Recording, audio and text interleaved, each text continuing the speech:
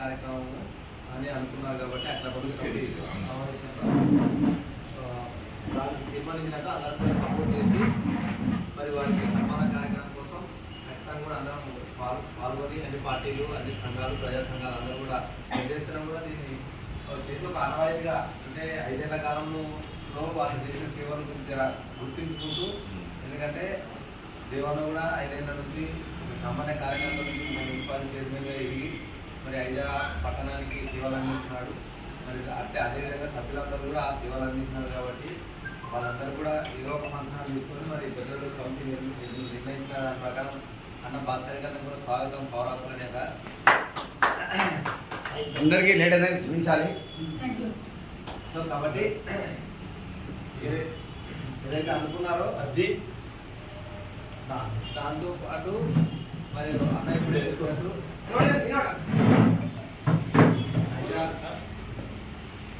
ఐజా పట్టణము భవిష్యత్తులో పెద్ద ఎత్తున పెరిగే పరిస్థితి ఉంది.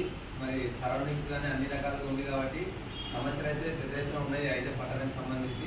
భవిష్యత్తులో ఇంకా రావాల్సినటువంటి వసతులు కానీ సదుపాయాలు కానీ మరియు సమస్యలు కానీ తర్వాత ఐజా అంటే డెవలప్మెంట్ కానీ ఎందుకంటే 2026లో ఐజా పట్టణం ఐజా మండలానికి సంబంధించి డీలిమిటేషన్లో కూడా కాన్ఫరెన్స్ అయ్యే అవకాశాలు ఎక్కువ ఉన్నాయి కాబట్టి పెద్ద ఎత్తున పట్టణంలో ఉన్న మనమే దీన్ని ఉధృతంగా తీసుకొని సమస్య ఉందని తెలుపుకుంటూ పోతే ఇలా ప్రభుత్వాలు కానీ రాష్ట్ర ప్రజలు కానీ అంటే జిల్లా ప్రజలు కానీ ఉమ్మడి జిల్లా ప్రజలు కానీ చూస్తూ ఉంటారు. ఎందుకంటే మనకు ప్రమాదం కూడా అంచనే ఉండే విధంగా ఉంది. ఎందుకంటే నియోజకవర్గం అయ్యేది 2026లోనే అప్పుడే అవుతుంది. అడిగినా తప్పిందనుకో భవిష్యత్తులో మనకి నియోజకవర్గం ఉండదు, ఎమ్మెల్యే ఉండదు. సో దీనిలో భాగంగా ప్రిపేర్ కూడా అనుకుంటున్నాం కాబట్టి అంటే ప్రమాదం మనసునే ఉంది కాబట్టి దాన్ని పసిగట్టి ఇప్పటి నుంచే ఇక టైం ఏం లేదు. నాకు తెలిసి ఇది 2025, 2026 అంటే 1 ఇయర్ కాలంలో ఉంది కాబట్టి దాన్ని దృష్టిలో పెట్టుకొని మనమంతా అఖిలపక్ష కమిటీ సీరియస్గా పనిచేస్తేనే అదే అంతిమ లక్ష్యంగా భావిస్తేనే బాగుంటుందని నా అభిప్రాయం.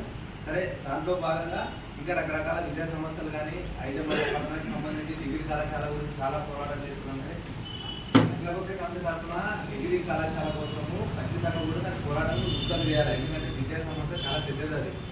ఎందుకంటే దాదాపు 70 పల్లెలు అటాచ్మెంట్ ఉన్నటువంటి ఐజా మండలానికి సంబంధించినటువంటి దానికి అది సాధించుకుంటేనే కొంత మన అఖిలపక్షం యొక్క ఉనికిని ఖాళీగా ఉంటుంది. ఎందుకంటే సింపుల్గా అయ్యే పని కూడా. ఎందుకంటే ఒక విద్యా సంస్థ కోసం ఫైట్ చేస్తే ఖచ్చితంగా తొందరగా నిర్ణయం తీసుకునే అవకాశం ఎక్కువ ఉంటుంది.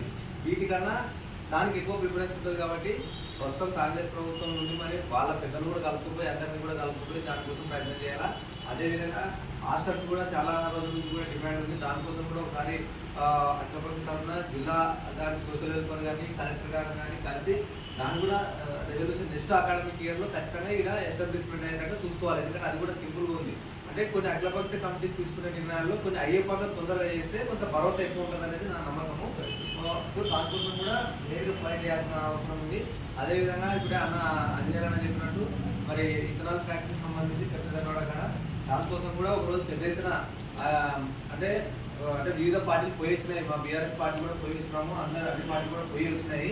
కానీ పని ఆగిపోయింటే మళ్ళీ ఇప్పుడు పని స్టార్ట్ అయ్యే ప్రమాదంలో ఉంది కాబట్టి ఒకరోజు అఖిలపక్ష తరఫున 50 మందో 100 మందో పెద్ద ఎత్తున ఒక 2-3 తుఫాన్లు అటు తీసుకోపోయి కొంత ఒకరోజు పొద్దున్న సాయంత్రం వరకు అక్కడనే ఉండి కొంత అలజడి సృష్టించి వాళ్ళకి మద్దతు తెలిపినట్టు కూడా ఉంటే దాన్ని కూడా కన్సిడర్ చేయాలని విన్నవిస్తున్నాం.